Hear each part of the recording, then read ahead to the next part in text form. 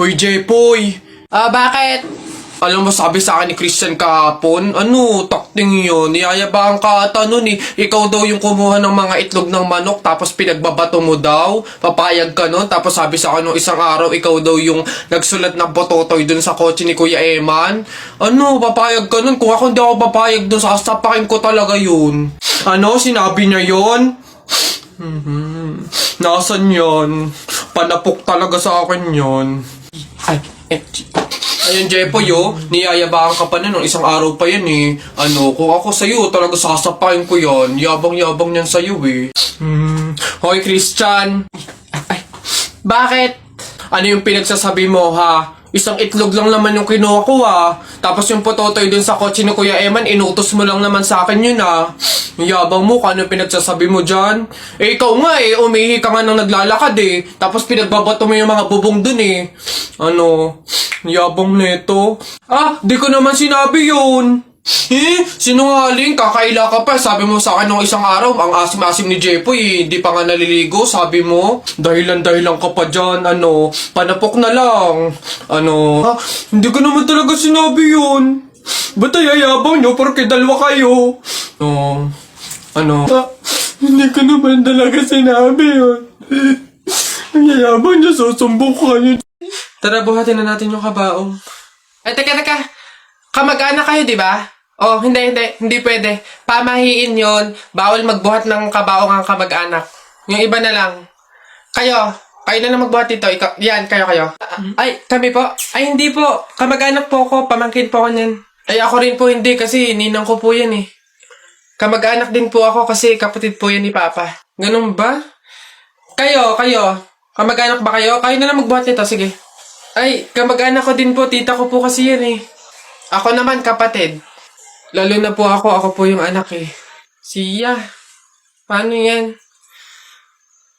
Wala tayong magagawa. Kailangan sundin yung pamahiin talaga. Siguro, iwan nyo na lang yan dyan.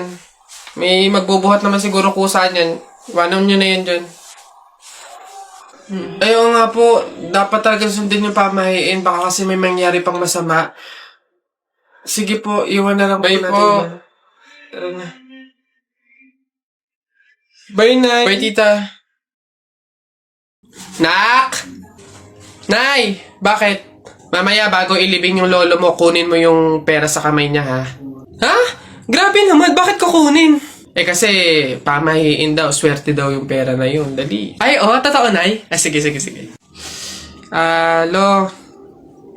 Tabi-tabi lang po muna, ha? Kukunin ko lang po yung pera kasi sabi po, swerte daw po yun.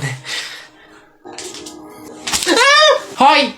Anong swerte-swerte? Walang makikinabang na swerte ko hanggang sa huli kong hantungan. Dadaya ng mga to, swerte-swerte. Ako na nga tong namatay, aagawan nyo pa ako ng swerte. Makaranas man lang ako ng swerte sa langit, no? Akin yan! Swerte-swerte. Ayan na. Taya na kayo, balong, bonak, buboy, taya na kayo, tignan natin kung sino mananalo. Taya. Dali, bonak, ano ba itataya mo? Ito, Pogs, makapal to, ang dami nito, akin to, ito tataya ko, Pogs to. Sa'yo, balong, ano itataya mo, bilis? Ito, mga baril ko, ang gaganda nito, malulupit to, astig to, ito itataya ko, ikaw naman, buboy, ano naman yung sa'yo? Basta sa akin, ito tataya ko, mga damit ni nanay, talagang sure na mananalo ko dyan, ito taya ko, 1, 2, 3, bitaw! Ayan na, binitawan ko na, laban na, sabong natalpak. Sino mananalo dyan? Nung tari mo, dali, tusok mo yan, dali, excuse me, may tatanong lang sana ako. Sige po, ano po yun? Kaibigan kasi ako nung namatay, ililibing na, di ba? Napansin ko kasi wala yung taga-sigaw. Wala ba kayong nilagay? Bakit po kailangan ng taga-sigaw? Kasi di ba kaya siya namatay kasi pinatay siya? Nahuli na ba yung pumatay? Ganun po ba? Hindi pa po nahuli yung suspect eh. Hindi pa pala. Ang pamahiin kasi dyan, para daw makonsensya yung pumatay dun sa tao, is kailangan pag ililibing na, maglagay daw ng taga-sigaw para sumuko na yung pumatay sa kanya. Sige po, ako na lang po, yung sisigaw. Ikaw na lang. Sige, mabuti. Ayos, sige.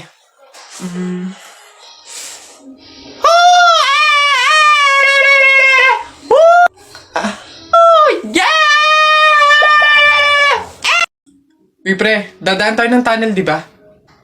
Oo. Bakit? O sakto, alam mo ba may pamahiin dyan? Ha? Pamahiin? Sa tunnel? Ano yun? Ang sabi kasi nila, kapag daw dadaan ka ng tunnel, huwag ka daw hihinga hanggat hindi ka nakakalagpas sa dulo.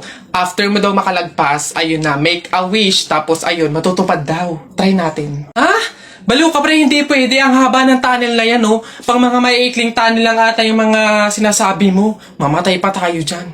Pre, wag kang KJ, ayan na, oh. Sayang yung pagkakataon. Go na, minsan lang to. Oh, ayun na pre, ayun na. 1, 2, hati ka lang. 3, go!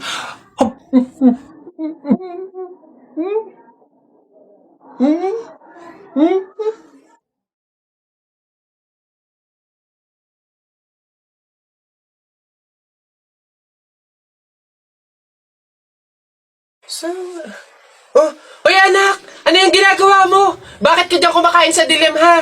Alam mo, bawal yan, pamahiin yan. Hindi ka daw pwedeng kumain ng pagkain sa dilim. Mabubulag ka daw. Eh, paano naman na hindi ako magtatago dito sa dilim para kumain? Eh, yung mga kapitbahay natin, wala nang ginawa na, kundi humingi na lang ng humingi. Oh, wala na nga rin tayo makain sa kakahingi nila, naku Mare, pasensya ka na. May dumating kasing biglang bisita sa amin. Nakakahiya't wala akong maipakain. Wala pa din naman yung mister ko. At saka hindi pa nun sahod. Baka naman meron ka dyan kahit anong pagkain na pwede maipamerienda. Sige na, nakakahiya naman kasi. Oo nga naman, Mare. Ako naman, naubusan na ako ng bigas. Nakakahiya naman ulit mangutang kina Ate Telay. Gawa nga ng 3 kabang bigas na yung utang ko doon. Baka naman meron kang maipahiram man lang dyan, miski 1 kilong bigas. Sige na. Tsaka nga pala, yung ipapaulam ko sa mga anak ko, itlog na nilaga lang. Nakakaawa naman yung mga bata. Baka naman pwedeng pakidagdagan, miski fried chicken. Dali na. Nako, Mare, pasensya ka na. Wala na rin kasi kaming nayakin yan. Ito Mare, baka pwede na to. Pasensya na ha, paghatian nyo na lang.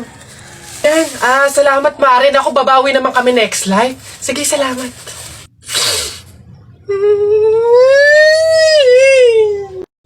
Tao po.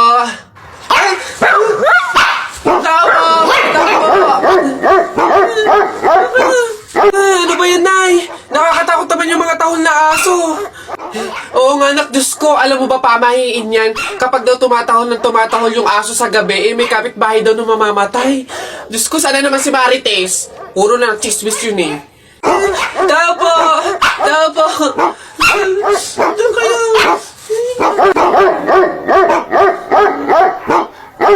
Aray! Ano yun? Visit kayong dalawang mag-ina kayo.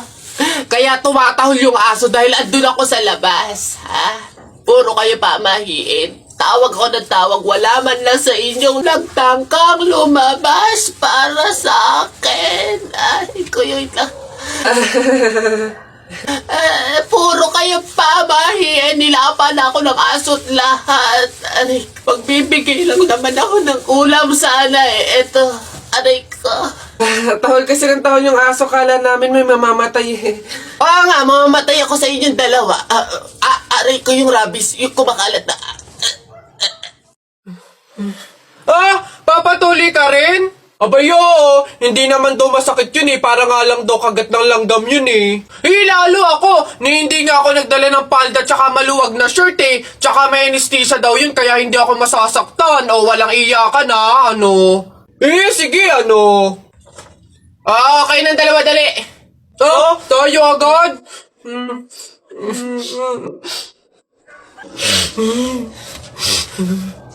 Bakit dito malam yung anesthesia?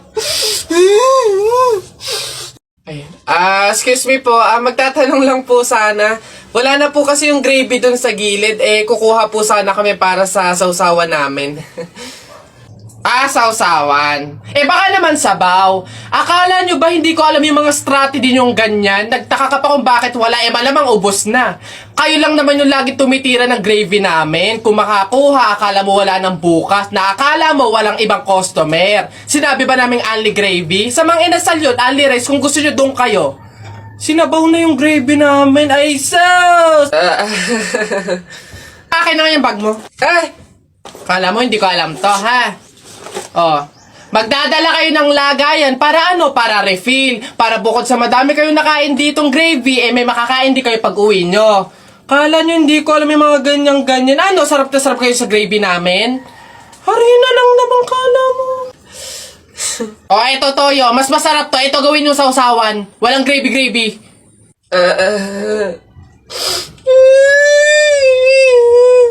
Nako, tita, condolence po. Ba't ka naman nakaganyan, tutoy? Nakaasol ka pa. Alam mo namang ibig sabihin nun pag may burol, masaya ka nung namatayan kami. Baka pwede magpalit ka, ha? Balik ka na lang ulit. Ah?